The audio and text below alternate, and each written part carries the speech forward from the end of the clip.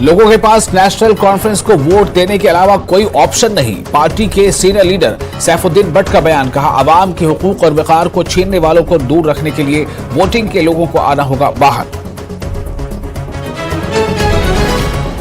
इंतखाबात से कबल अपोजिशन को कुचलने के लिए एजेंसियों का गलत इस्तेमाल। PDP general secretary Ghulam Nabi loan हाजुला का बयान। कहा, कुछ उम्मीदवारों के बारे में हुई है बात, मगर हतमी फैसला आना अभी बाकी।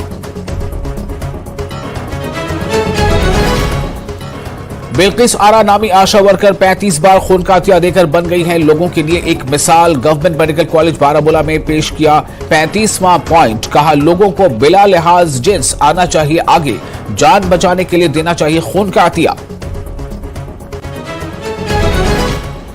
सोनम वांगचुक की भूख हड़ताल का 21वां